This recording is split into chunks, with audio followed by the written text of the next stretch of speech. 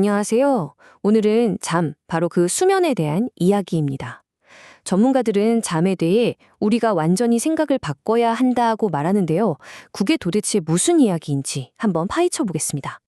네, 오늘 살펴볼 내용인데요. 먼저 우리 뇌가 밤에 무슨 일을 하는지 그 비밀을 알아볼 거고요. 그리고 스마트워치로 내 수면 상태를 어떻게 체크하는지, 또 수면제에 대한 위험한 오해는 뭔지, 그리고 정말 위험한 수면 경고 신호.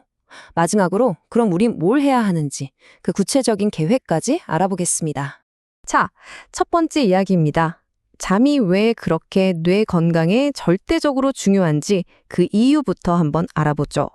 만약 잠을 자는 동안 우리 뇌가 말 그대로 목욕을 한다면 어떠세요? 좀 이상하게 들리죠? 그런데 2013년에 나온 한 연구를 시작으로 과학자들이 매일 밤 우리 뇌 속에서 벌어지는 정말 놀라운 일을 발견했습니다. 바로 글림프 시스템이라는 건데요. 이름은 좀 어렵지만 쉽게 말해서 우리 뇌의 심야 청소 서비스라고 생각하시면 딱 맞습니다. 이게 진짜 신기한데요. 우리가 깨어있을 땐 뇌세포들이 꽉 막힌 도로처럼 빽빽하게 들어차 있어요. 그런데 잠이 들면 이 세포들이 살짝 쪼그라들면서 그 사이사이에 뻥 뚫린 고속도로 같은 길이 생기는 겁니다.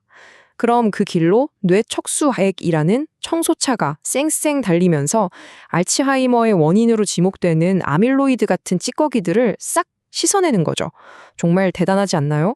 좋아요. 그럼 내 뇌에 이 심야 대청소가 과연 잘 되고 있는지 어떻게 알 수 있을까요? 요즘 많은 분들이 쓰시는 이 스마트워치가 꽤 쓸만한 탐정 역할을 해줄 수 있습니다.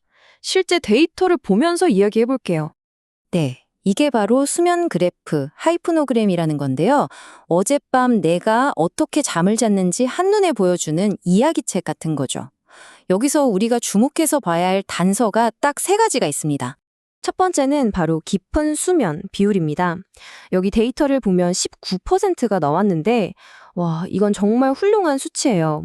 보통 성인은 10%만 넘어도 괜찮다고 하고 15% 이상이면 아주 좋다고 보거든요. 왜 이게 중요하냐면 아까 말한 뇌 청소가 바로 이 깊은 잠을 잘 때 특히 잠든 초반에 집중적으로 일어나기 때문입니다. 두 번째는 코골이입니다. 이 데이터를 보면 어느 날 밤에는 무려 90분, 그러니까 1시간 반 동안이나 코를 골았다고 나오네요. 아침에 일어났을 때 유독 피곤하고 입이 바짝 마른다면 혹시 밤새 이렇게 코를 곤 건 아닌지 확인해 볼 필요가 있습니다. 호흡이 원활하지 않았다는 신호일 수 있거든요. 마지막 세 번째는 혈중산소 농도입니다. 잠자는 동안 우리 몸에 산소가 잘 공급되고 있는지를 보여주는 거죠. 보통 95% 이상으로 꾸준히 유지되면 아주 좋은 상태라고 볼 수 있습니다. 그리고 이거 정확하게 재려면 시계를 손목에 좀 딱 맞게 차는 게 중요해요. 물론 이런 스마트워치가 병원에서 쓰는 의료기기만큼 정밀하진 않아요. 하지만 전문가도 말하듯이 정확도가 꽤 높아져서 내 수면 패턴이 어제보다 오늘 어떤지, 이번 주엔 어땠는지 그 변화를 꾸준히 살펴보는 데는 정말 유용한 도구라는 거죠.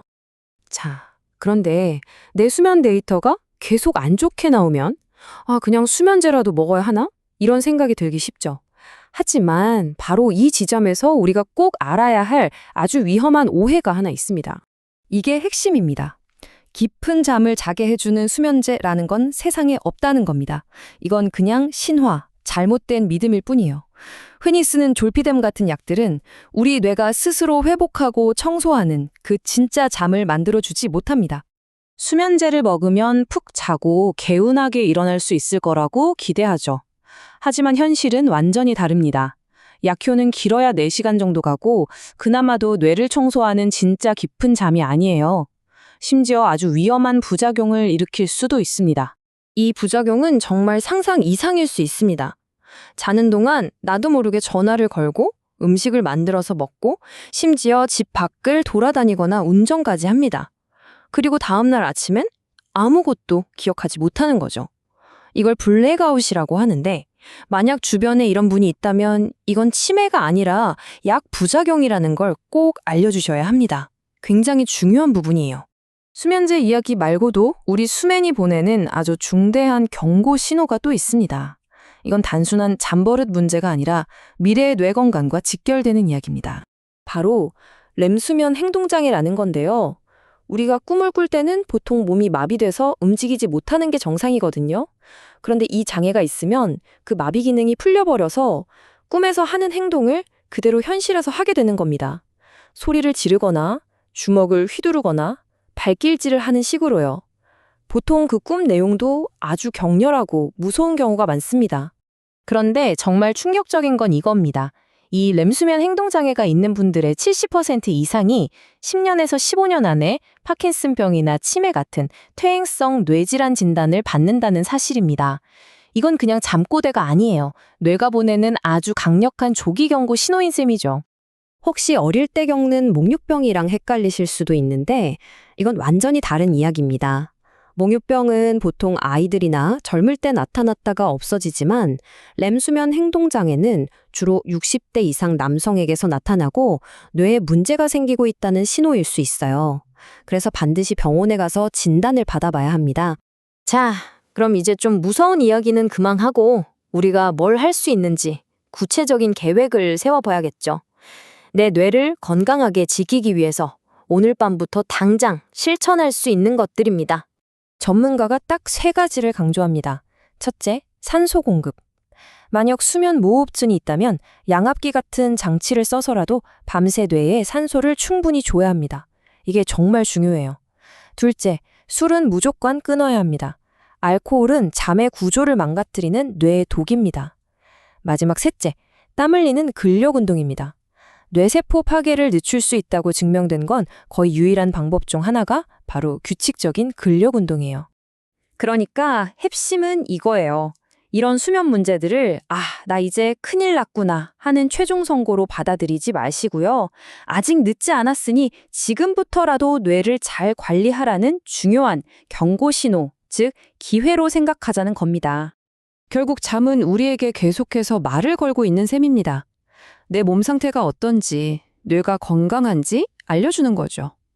이제 그 목소리에 귀를 기울이고 내 뇌 건강을 스스로 지키는 주체적인 보호자가 될 준비 되셨나요? 오늘부터 우리가 배운 것들을 하나씩 실천한다면 막연한 걱정 대신 앞으로 수십 년의 건강을 우리 손으로 지켜나갈 수 있을 겁니다.